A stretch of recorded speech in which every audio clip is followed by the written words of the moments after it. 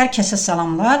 Maşınla it, pişik, digər heyvanları vurub yolun kənarında qoyan, yolun üstündə qoyan, hətta onun üstündən keçən sürücülərin, yəni maşın sürənlərin nəzərinə onu çatdırmaq istəyirəm ki, yəni bu heyvanı vurubsuz, tamam olur.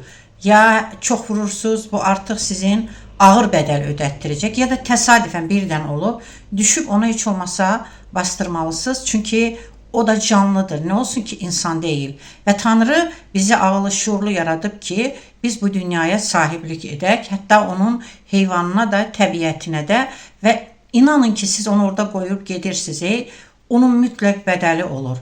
Və bu günlərdə belə bir videonun Naynuxanı adlı bir səhifə var Instagram. Bunu mən Almaniyada olanda qızlarımdan öyrənmişəm ki, Zaqatalada belə qardaş bacı var və heyvanları belə deyək ki, qayğı göstərir, onlara kömək edir. Amma bu insanların da imkanı, gücü, enerjisi nereye qədər ola bilər ki, buna dövlət əl qoymalıdır və dövlət bunu etsəydi çoxdandır digər normal inkişaf etmiş ölkələrdəki kimi bizim küçələrdə də itlər, sahibsiz itlər, pişiklər və digər heyvanlar olmazdı. Yenə də hər şey, bütün yollar Romaya getdiyi kimi yenə də hər şey insanın özünə gedir. Yəni bu ölkədə biz sorğulamalıyıq, biz hesabat istəməliyik, hakimiyyət işləmirsə.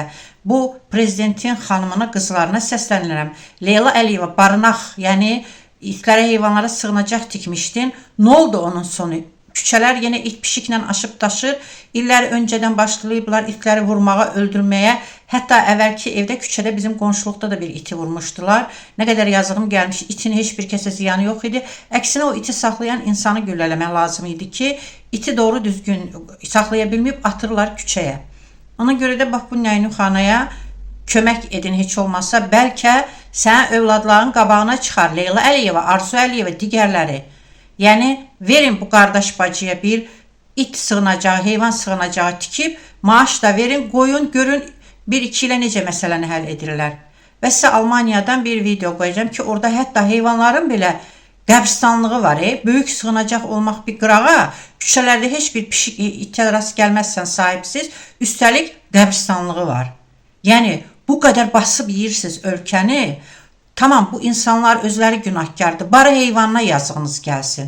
Hazır ondan məşğul olan insanlar da var. Bir ildə xərclədiyiniz pula bütün ömrü boyu o itlərin problemini həll etmək olar.